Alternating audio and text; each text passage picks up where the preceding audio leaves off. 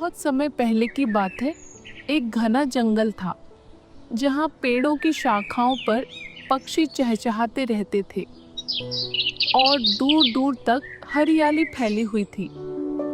उसी जंगल में एक शिकारी रोज शिकार करने आता था। उस दिन शिकारी थका हुआ था।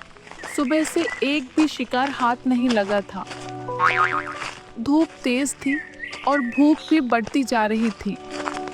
शिकारी अपने आप से बोला, अगर आज कोई बड़ा जानवर मिल जाए तो घर में त्योहार हो जाएगा। बच्चे खुश होंगे, पत्नी भी तारीफ करेगी। तभी झाड़ियों से कुछ हिलने की आवाज आई और शिकारी चौकन्ना हो गया। हाँ? तभी अचानक उसकी नजर एक मोटे तगड़े जंगली सुअर पर पड़ी। उसे देखकर शिकारी धीरे से मुस्कुराते हुए बोला, वाह, ये तो आज की मेहनत का इनाम है। अगर इसे मार लिया तो पूरे परिवार का पेट भर जाएगा। शिकारी ने सावधानी से अपने तीर कमान उठाए, निशाना साधा और तीर छोड़ दिया।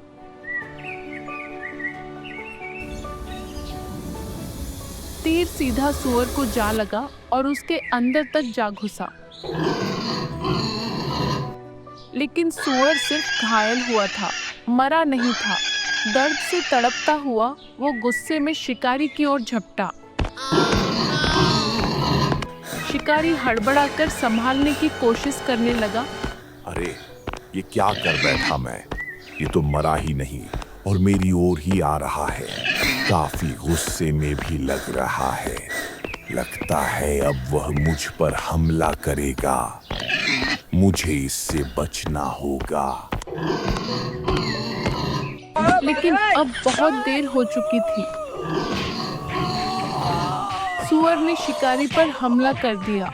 उसकी तेज दांतों ने शिकारी का पेट फाड़ दिया। दोनों वहीं गिर पड़े और मर गए।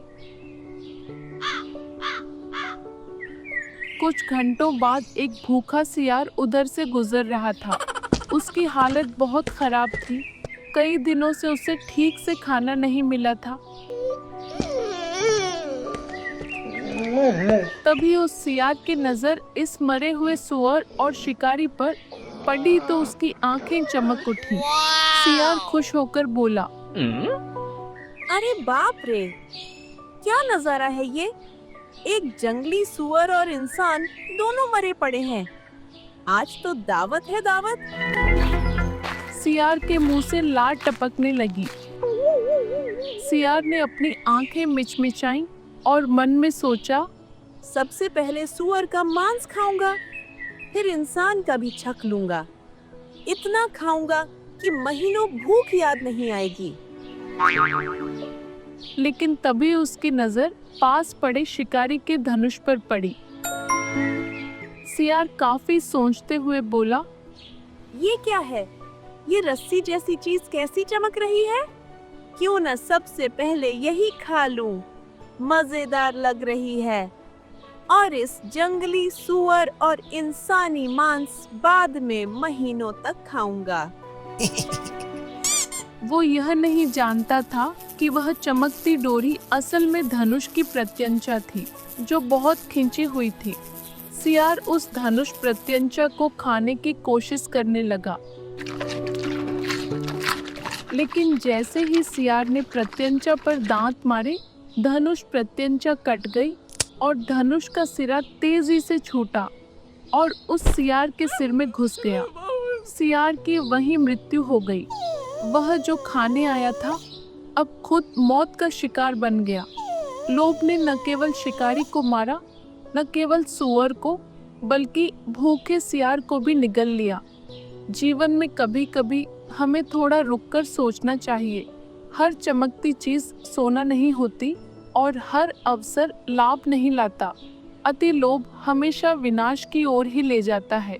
इस कहानी से हमें यह शिक्षा मिलती है कि अधिक लोभ से हानि ही होती है।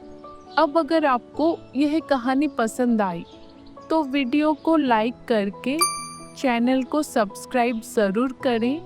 और घंटी को दबाना न भूलें।